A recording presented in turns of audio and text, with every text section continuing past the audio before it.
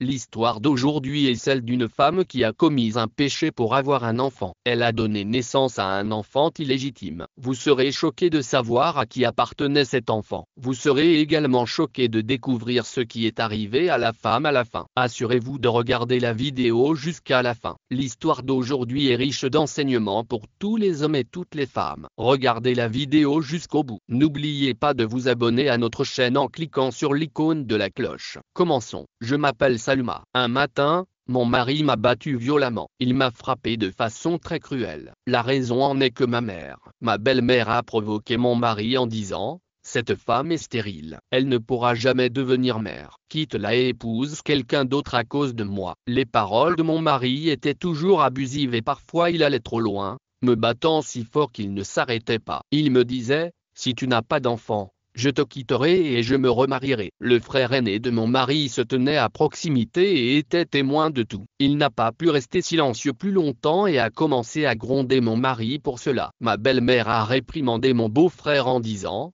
qui es-tu pour parler de cette affaire? Tu n'as même pas encore de femme, mais tu parles au nom de la femme de ton frère. Le frère de mon mari était beaucoup plus âgé que moi, mais il m'a toujours respecté. L'amour que je voyais dans ses yeux était quelque chose que mon mari n'avait jamais eu pour moi. Son comportement était complètement différent de celui de mon mari au début de notre mariage. Mon mari avait l'habitude de bien me traiter, mais après 4 ans de mariage et sans enfant, son comportement a progressivement commencé à changer. J'étais fatigué d'entendre les railleries de mon mari et de ma mère. Mes beaux-parents étaient si horribles que j'ai même eu recours à un traitement médical. Le problème venait de mon mari, qui refusait d'accepter que c'était lui qui était stérile. Il ne faisait que me blâmer et me battait pour cela. Un soir, j'ai pris une décision très difficile. Je suis allé chez mon beau-frère, la chambre de mon mari. Il m'a toujours respecté, et je l'ai respecté et admiré en retour. Je me suis dit que quoi qu'il arrive, il ne serait pas aussi cruel que mon mari. C'est en pensant à cela que j'ai fait un pas difficile ce soir-là. C'était un pas que je n'aurais probablement pas dû faire, mais que pouvais-je faire d'autre? Je n'avais pas d'autre choix,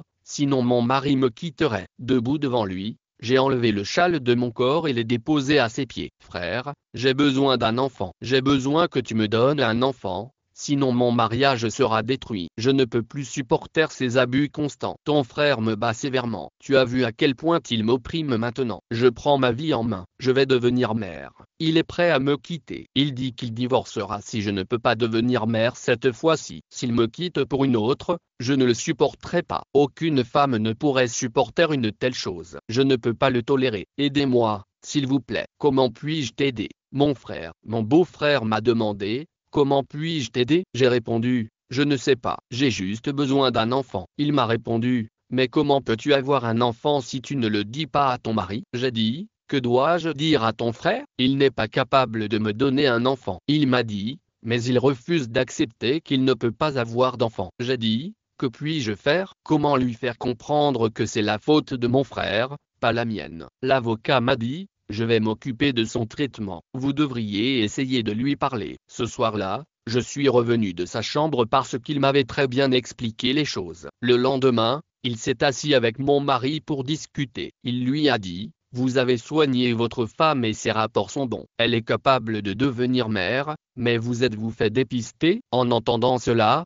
mon mari est devenu furieux. Il a répondu à mon beau-frère avec colère: beau-frère, tu n'as pas le droit de t'immiscer dans nos affaires personnelles. Pour qui te prends-tu pour me faire la morale? Je vais très bien. Je suis un homme capable. Le problème, c'est ma femme. Si elle ne peut pas donner naissance à un enfant cette fois-ci, je la battrai si violemment qu'elle ne pourra pas l'imaginer. Ensuite, je la jetterai hors de la maison. Mon mari est retourné à l'intérieur. Mon beau-frère est resté assis en silence, ne sachant pas comment il pouvait m'aider. Il est allé s'allonger dans sa chambre et j'ai tout regardé pendant les dernières heures de la nuit, quand mon mari et ma belle-mère se sont endormis. Je suis allé dans la chambre de mon beau-frère et j'ai frappé à la porte. J'ai frappé à la porte. Qui est là?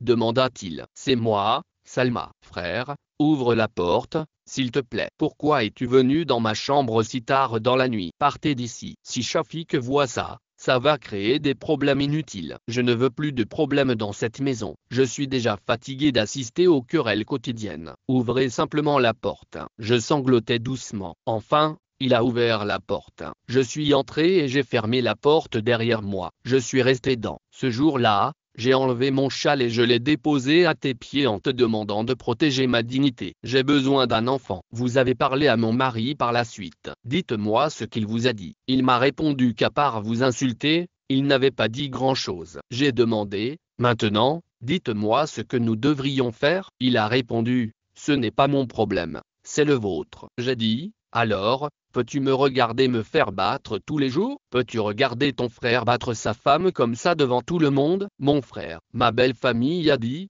je ne peux plus tolérer cela. Pas seulement toi, Salma. Je ne supporte pas qu'on manque de respect à une femme. Le juriste m'a demandé ce que je pouvais faire pour vous. Je lui ai dit que j'avais besoin qu'il fasse ce que tout homme peut faire pour une femme. Il m'a demandé ce que je voulais dire. Je lui ai dit qu'il savait exactement ce que je voulais dire. Je lui ai dit que j'avais besoin qu'il fasse ce que je demandais. Je lui ai dit que je savais qu'il pouvait engendrer un enfant. Je lui ai dit que j'avais besoin d'un enfant de lui, mais qu'il devait garder le secret pour le reste de votre vie. Et je devrais enterrer ce secret au plus profond de moi pour toujours. Ayez pitié de moi, frère. Il a reculé et a dit non. Quand le jour viendra où ton frère me battra à mort ou divorcera, tu pourras rester assis et me regarder mourir en disant cela. Il a commencé à partir, mais j'ai posé ma main sur son épaule et je l'ai serré contre moi. Je me suis abandonné à lui en silence. Qu'aurais-je pu faire d'autre pour sauver mon mariage? J'ai établi avec lui la même relation qu'avec mon mari. Je l'ai fait pour sauver mon mariage.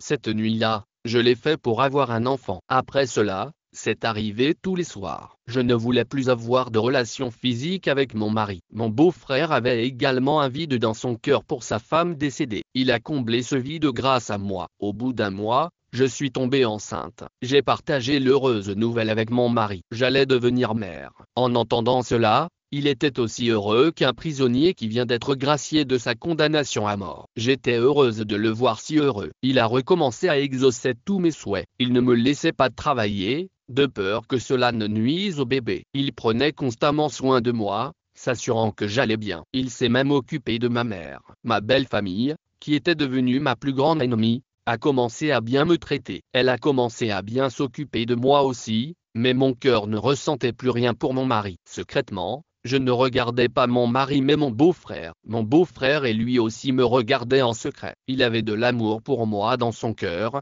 et cet amour s'exprimait la nuit. Ce que mon mari n'a pas su plus tard, c'est qu'un fils aussi beau que la lune est né dans notre maison. Mon mari a distribué des bonbons dans tout le village, mais il ne savait pas que cet enfant n'était pas le sien. C'était l'enfant de son frère aîné. Je suis restée silencieuse, et je devais rester silencieuse pour le reste de ma vie. La vie a continué ainsi. Ma relation avec mon mari n'était qu'un spectacle devant la société, la famille et le monde. Mais ma relation avec mon beau-frère était réelle. La loi existait dans le calme de la nuit, le plaisir physique que les gens recherchent habituellement auprès de leur mari. Ce plaisir, je le trouvais auprès de mon beau-frère. J'ai trouvé la paix dans son étreinte. Ce n'était pas seulement un homme bon si j'avais été sa femme. Il aurait été un mari idéal pour moi. Peu à peu, je suis devenue follement amoureuse de lui. Je suis vraiment tombée amoureuse de lui. Mon mari me respectait beaucoup. Il ne savait pas à quel point je le trompais. C'est lui qui m'avait forcé à commettre cette tromperie. Après avoir été contrainte de commettre ce péché,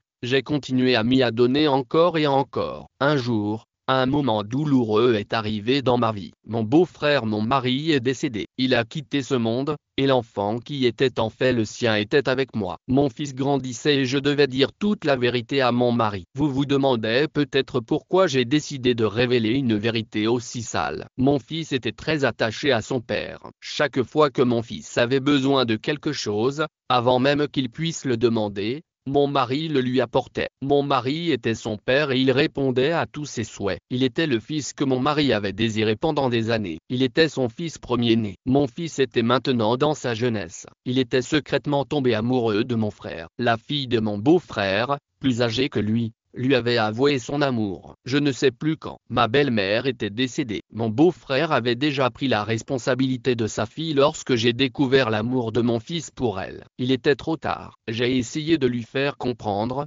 mais il n'a pas voulu m'écouter. Chaque fois que j'essayais de lui expliquer, il disait Qu'y a-t-il de mal à cela? N'est-il pas préférable qu'elle reste dans l'un? Elle n'aura pas à se marier dans un autre foyer où elle a grandi. Elle restera avec nous. Nous ne manquons pas de richesse non plus. Il n'y a pas de crime à épouser la fille de mon oncle. Il ne savait pas que Samira était la fille de son père. Ils étaient frères et sœurs. J'ai dit à mon mari de chercher une autre épouse pour notre fils. Il a refusé catégoriquement et m'a dit: ne pense même pas un instant que j'amènerai une belle fille.